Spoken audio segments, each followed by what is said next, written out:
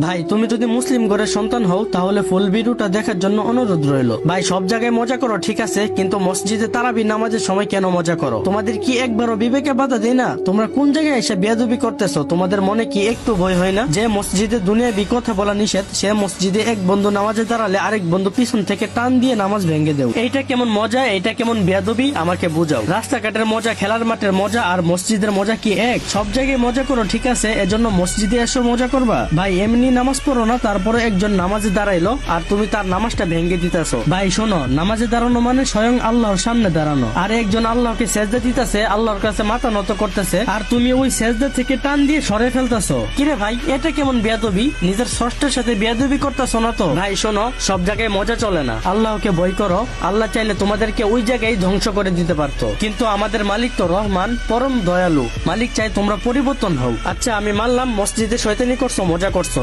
কিন্তু কিছু কিছু পোলাপান মসজিদে একজনের নামাজ আরেকজন নষ্ট করতেছে, আবার ওইগুলা ভিডিও করে ব্যাকগ্রাউন্ডে ফানি সাউন্ড লাগিয়ে সোশ্যাল মিডিয়াতে আপলোড করতেছে। ভাই শুন, এটা একটু বেশি হয়ে যাইতেছে, এইগুলা দেখে ভিডিও না বানায় পারলাম না। দেখ ভাই, ইবাদত নিয়ে আবার কিসের মজা? ইসলামকে হাসির পাত্র বানানোর সাহস দিছে কে তোদেরকে? ভাই তোরা যদি ছোট হইতি তাহলে মাইনা নিতাম, 19, 20, 22 বছরের পোলাপান এইগুলা কিভাবে করস? তোদের কি ধর্মীয় শিক্ষার এতই অভাব? সরি ভাই, বলে তুই করে বলে ফেলছি। দেখো ভাই, তোমাদেরকে একটা কথা বলি, ধরো তুমি শয়তানি করে ভিডিওটা আপলোড দিলা, আর আমি ওই ভিডিওটা দেখলাম, দেখে কিছুক্ষণ হাসলাম, তারপর যখন আমি তারাবি পড়তে যাব তখন আমার সাথে আমার বন্ধু বান্ধব থাকবে তাই না? ওই সময় তোমার ভিডিওর কথা মনে পড়লে তখন আমি আমার বন্ধু বান্ধবের নামাজে ডিস্টার্ব করলাম, তারপর সেই গুনার ভাগিদার তুমি হইবা, কারণ তোমার ওই ভিডিওর কথা মনে পড়ার পর আমি ওই কাজটা করলাম। তাছাড়াও তোমরা যখন এই শয়তানি গুলা করবা, ছোট ছোট